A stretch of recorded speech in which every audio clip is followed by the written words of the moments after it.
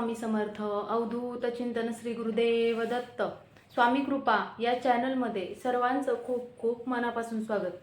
तर आज आपण बघणार आहोत हनुमान जन्मोत्सव।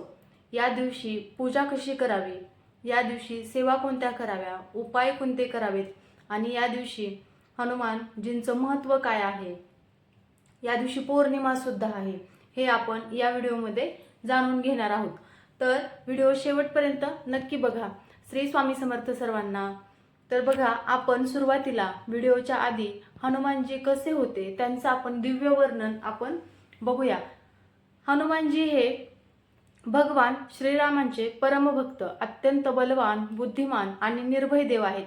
त्यांना बजरंगबली, मारुती, अंजनीसूत, पवनपुत्र अशा अनेक नावांनी सुद्धा ओळखले जाते। त्यांचा जन्म आणि स्वरूप कसं होतं, तर हनुमानजींचा जन्म माता अंजनी आणि वायुदेव म्हणजेच पवनदेव यांच्या कृपेने झाला। ते वानर रूपात असून त्यांचे शरीर अत्यंत तेजस्वी आणि शक्तिशाली आहे। त्यांचा रंग साधारणतः केशरी आणि सुवर्ण वर्णाचा देखील मानला जातो। हनुमानजींचे गुण, शक्ती कशी होती, तर हनुमानजींमध्ये असीम ताकद, वेग आणि पराक्रम आहे। ते चिरंजीव अमर आहेत। आजही ते भक्तांच्या मदतीसाठी सदैव उपस्थित असतात। त्यांना अष्टसिद्धी आणि नवनिधी प्राप्त आहेत। त्यांची बुद्धी, ज्ञान आणि विनम्रता तर खूपच अतुलनीय आहेत। आणि ते हनुमानजींचं संपूर्ण जीवन हे श्रीरामांच्या सेवेसाठी समर्पित होते। ते खूप हनुमानजी ज्या वेळेस पण सेवा करायचे प्रभू श्रीरामांची, त्यावेळेस ते कुठल्याही गोष्टींकडे म्हणजे फक्त आणि फक्त एकरूप होऊन सेवा करायचे प्रभू श्रीरामांची। रामायणामध्ये सुद्धा त्यांनी सीतेचा शोध घेणे, लंकेला आग लावणे आणि संजीवनी पर्वत आणणे यांसारखे महान कार्य केलेले आहे। ते नेहमी म्हणत असतात, राम काज कीने बिना मोहे कहा विश्राम, असं सुद्धा ते नेहमी म्हणत असतात। त्यांचं महत्त्व सुद्धा खूप आहे। ज्या वेळेस संकट, भय आणि नकारात्मक शक्तींमधून आपल्याला बाहेर पडता येत नाही, त्यावेळेस आपले हनुमानजी आपल्याला नक्कीच यामधून बाहेर काढत असतात। यामुळे आपल्याला हनुमान चालीसा पठण करणं किंवा ओम हनुमंताय नमः या मंत्राचा जप केल्याने सुद्धा मोठी मोठी संकट सुद्धा आपल्यावरती टळतात। तर मनाला एक शांती, धैर्य सुद्धा मिळतं। आपल्याला प्रत्येक अडचणींवरती मात करण्यासाठी एक एनर्जी मिळते आणि आपले जे काही भले मोठे मोठे कामं वगैरे असतात ते कामं सुद्धा पूर्ण लवकर होतात। मंगळवार आणि शनिवार हा त्यांचा विशेष दिवस मानला जातो। म्हणजेच हनुमानजींचा मंगळवार आणि शनिवार हा दिवस त्यांच्यासाठी विशेष मानला जातो। तर आता आपण बघूया 2 एप्रिल 2026 या दिवशी हनुमान जन्मोत्सव आहे। तर बघा, हनुमान जन्मोत्सव हा 2 एप्रिल 2026 ला आहे। म्हणजेच त्या दिवशी वार आहे गुरुवार आणि त्या दिवशी पौर्णिमा सुद्धा आहे। तर पौर्णिमा ही बुधवारी सकाळी 7:06 सुरू होते आणि ती हनुमान जन्मोत्सव म्हणजेच गुरुवारी सकाळी 7:41 संपते। तर ही पौर्णिमा तिथी म्हणजेच गुरुवारी म्हणजेच 2 एप्रिल 2026 ला उदय तिथीनुसार असणार आहे। म्हणजेच आपल्याला हनुमान जन्मोत्सव हा साजरा करायचा आहे, तर तो 2 एप्रिल 2026 ला हा जन्मोत्सव म्हणजे हा जो जन्मसोहळा आहे हनुमानजींचा, तो 2 एप्रिल 2026 ला साजरा करणे अत्यंत शुभ मानला आहे।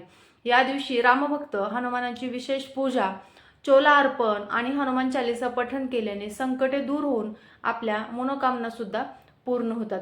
हनुमान जन्मोत्सव हा 2 एप्रिल 2026 ला आहे आणि तो आपल्याला त्या दिवशी विशेष उपाय आणि विशेष विधी म्हणजेच पूजा कशी करायची आहे तर आपण ते बघूया।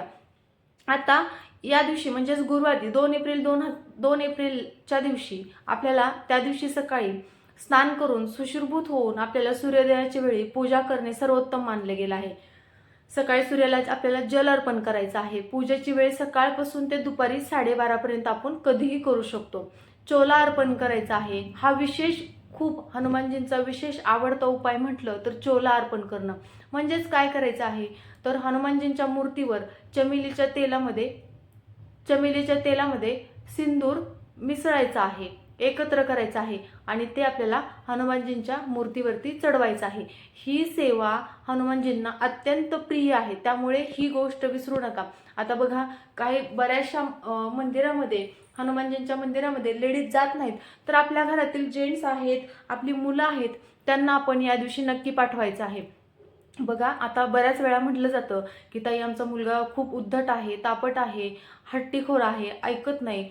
अशा वेळेला ना तुम्ही प्रत्येक शनिवारी, म्हणजे 5 शनिवार तरी फक्त तेल आणि वात एकत्र करून मुलांना मंदिरामध्ये पाठवायचं आणि साखर थोडीशी घेऊन जायला लावायची आणि त्या मंदिरामध्ये, तिथं हनुमानजींच्या समोर दिवा लावलेलाच असतो, तिथंच त्या वाती तेल, एक म्हणजे ते जे दिलेलं आहे ते तिथं त्या वाती तेलामध्ये लावायला लावायच्या. साखरेचा नैवेद्य दाखवायचा आणि तिथला जो सिंदूर असतो म्हणजे हनुमानजींचा, तो जो सिंदूर असतो तो थोडासा असं बोटाला घ्यायचा आणि तो आपल्या म्हणजेच मुलांना सांगायचं की तो तुम्ही तुमच्या कपाळी लावून घ्या म्हणून. यामुळं खूप शांत होतात मुलं. हट्टी, तापट जे काही असेल या सगळ्यांमधून खूप मुलं शांत होतात. बघा, तुम्ही सुद्धा तुम्ही तुमच्या मुलांसाठी करू शकतात. एक 5 शनिवार करा, 11 शनिवार करा किंवा 1 करा. मुलांना मंदिरामध्ये पाठवा, नारळ घेऊन पाठवा, परत नंतर तेल, वात, साखर हे सगळं घेऊन पाठवा आणि ओम हनुमंताय नमः या मंत्राचा सुद्धा जप केला तरी सुद्धा खूप चांगलं. जसं शक्य होईल तसं करा. आता बघा, बरेचसे जण असे सुद्धा असतात, रात्रीच्या वेळेस झोपलेले असतात, त्यावेळेस आपण म्हणतो, आता आमच्या इकडे तर घोरणं म्हणतो, पण तुमच्या इकडे काय म्हणतात माहित नाही, खूप घोरत असतात. तर त्यावेळेस सुद्धा हनुमानजींचा एक खूप प्रभावी उपाय आहे. तर काळे उडीद जे असतात ना, काळे उडीद हे सुद्धा या दिवशी हा उपाय करणं खूप छान आहे. तर काळे उडीद मंदिरामध्ये घेऊन जायचं आणि तिथं हनुमानजींच्या समोर अर्पण करायचे. यामुळे सुद्धा खूप छान फरक पडतो. तर हा पण एक उपायच आहे. तुम्ही हा सुद्धा उपाय त्या दिवशी करू शकतात किंवा इतर 5 शनिवारी जरी तुम्ही हा उपाय केला तरी सुद्धा याचा फरक नक्कीच पडतो. काळे उडीद आणि थोडंसं मीठ, मोठं मीठ, हे दोन्ही तुम्हाला तिथं ठेवायचं आहे. तर आता हे झाल्याच्या नंतर भोग आणि प्रसाद म्हणून हनुमानजींना काय प्रिय आहे, तर बेसनचे लाडू, मोतीचूर लाडू किंवा गुळ आणि फुटाणे सुद्धा तुम्ही अर्पण करू शकतात. मग मंदिरामध्ये एखाद्या तुम्ही गुळ, फुटाणे किंवा गुळ आणि हरभऱ्याची डाळ तुम्ही देऊ शकतात किंवा मोतीचूर लाडू, बेसनचे लाडू सुद्धा तुम्ही तिथं हनुमानजींना देऊ शकतात. या दिवशी हनुमानजींना अजून पूजेमध्ये काय हे करायचं आहे, तर बघा, पूजेमध्ये त्यांना रुचिक माहिती आहे ना तुम्हाला, रुचिकचं झाड असतं ना, त्याची 11 पानाची किंवा 21 पानांची माळ सुद्धा तुम्हाला अर्पण करायची आहे. बघा, तुम्ही ज्या वेळेस हनुमानजींच्या म्हणजेच हनुमान जन्मोत्सवाच्या दिवशी या शुभ मुहूर्तावर तुम्ही काही तुमच्या पाठीमागे संकट असतील किंवा काही अशा खोट्या केस तुमच्यावरती पडल्या असतील किंवा इतर तुमच्या सरकारी नोकरीसाठी, कॉम्पिटेटिव्ह एक्झामसाठी तुम्ही प्रयत्न करत आहात, तर तुम्ही या दिवशी नक्कीच 11 लवंगाची माळ किंवा 21 किंवा 11 रुचिकचे जे पानं असतात, रुचिकच्या झाडाची पानं, या पानांपासून 11 पानांची माळ बनवायची किंवा 21 करा किंवा 51 पानाची करा आणि ही माळ हनुमानजींना अर्पण करायची. त्यांना चमेलीच्या तेलामध्ये सिंदूर मिसळायचा, लावायचा आणि गुळ, फुटाणे किंवा मोतीचूर लाडू किंवा बेसन लाडू सुद्धा तुम्ही अर्पण करू शकता. ही आपल्याला अशी पूजा करायची आहे, जेणेकरून हनुमानजी प्रसन्न होऊन आपल्याला सुद्धा खूप चांगला आशीर्वाद देतील आणि त्यांना भोळ्या भावनेने जरी आपण सेवा केली, त्यांना आपण भोळ्या भावनेने जरी आपली एखादी अडचण त्यांच्यासमोर मांडली, तर निश्चित ते आपल्यासाठी धावून येतात. तर या दिवशी आपल्याला पाठ पण करायचा आहे. आता नुसती सेवा करून हे ते चालेल, म्हणजे नुसतीच आपल्याला जप वगैरे, नुसतंच आपल्याला या दिवशी पूजा वगैरे करून चालणार आहे का, तर नाही. आपल्याला या दिवशी सेवा सुद्धा करायची आहे. तर सेवा काय करायची आहे, दिवसभरामध्ये हनुमान चालीसा तुम्ही 11 वेळा म्हणू शकता, 1 वेळा म्हणू शकता.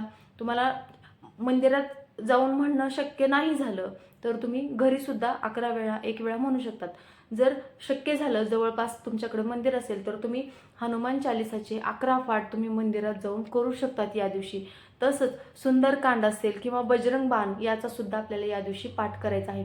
किंवा हे सगळं नाही जमलं तर जय श्रीराम आणि ओम हनुमंताय नमः या मंत्राचा जप तुम्ही 108 वेळा जरी केला, या दोन्ही मंत्राचा जप 108 वेळा जरी केला तरी सुद्धा खूप चांगला अनुभव येतो. आणि बघा, जे कॉम्पिटेटिव्ह एक्झाम देतात, सरकारी नोकरीसाठी खूप प्रयत्न करतात, त्यांनी या हनुमान जन्मोत्सवाच्या दिवशीपासून ही सेवा करा. प्रत्येक शनिवारी म्हणजेच एक 5 शनिवार हा उपाय करायचा. वृश्चिकचे 11-21 पानं घ्यायचे, त्यांचे हार तयार करायचा आणि तो हार हनुमानजींना अर्पण करायचा आणि हरभऱ्याची डाळ आणि गूळ किंवा मोतीचूर लाडू हा नैवेद्य तुम्ही अर्पण करायचा. असं 5 शनिवारी करायचं आणि त्यांना चमेलीच्या तेलामध्ये सिंदूर मिसळून पण त्यांना तो गंध अर्पण करायचा. यामुळे बघा खूप म्हणजे जे काही तुम्हाला साडेसाती असेल, तुमच्या आयुष्यातली जे काही ग्रह दोष असतील हे सुद्धा बदलतात आणि हनुमानजींची कृपा होऊन तुमचे जे काही तुमचं अडलेलं काम आहे, तुमचे जे काही कॉम्पिटेटिव्ह एक्झाममध्ये तुम्ही प्रयत्न करतात, यामध्ये नक्कीच तुम्हाला सुद्धा यश मिळेल. तुम्ही या दिवशी हनुमान जन्मोत्सवाच्या दिवशी सुद्धा तुम्ही हे करू शकता. तिथून पुढे तुम्ही 5 शनिवार जरी केले तरी सुद्धा चालेल. आता आपल्याला या दिवशी संकटमुक्तीसाठी काय करायचं आहे, तर संकटमुक्तीसाठी आपल्याला 9 अखंड, बघा आता हे उपाय खूप महत्त्वाचे आहेत. 9 अखंड लवंगा घ्यायच्या आहेत. 9 अखंड लवंगा घ्यायच्या आणि त्याचा हार अर्पण करायचा. म्हणजे एक लवंग घ्यायची, त्याला गाठ मारायची, दुसरी लवंग घ्यायची, गाठ मारायची, अशा 9 लवंगा त्या एका हारामध्ये 9 घेऊ शकतात किंवा 11 घेऊ शकतात. न तुटलेल्या, बरं का, न तुटलेल्या अखंड या घ्यायच्या आणि तो 11 किंवा 9 घ्या.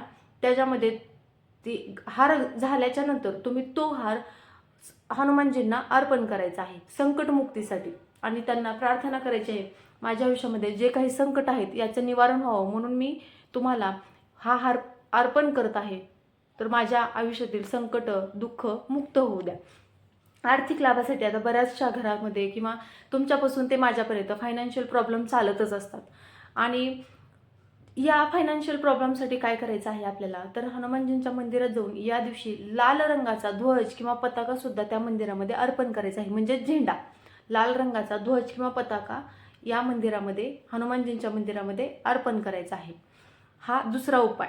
आणि आपल्या घरातील नकारात्मकता दूर करण्यासाठी किंवा आपल्या घरामध्ये काही असेल, काही बाधा वगैरे असेल, तर यापासून आपल्याला त्रास होऊ नये किंवा हे आपल्या घरातून निघून जावं आणि आपल्या घरामध्ये सकारात्मक एनर्जी व्हावी असं वाटत असेल, तर आपल्या म्हणजे ज्यावेळेस तुम्ही हनुमानजींच्या मंदिरात जाणार आहात त्यावेळेस तो तिथला सिंदूर तुम्ही आणायचा आणि तो कपाळी लावायचा आणि घरी आल्याच्या नंतर तुम्ही रोज 3 वेळा हनुमान चालीसा वाचायची.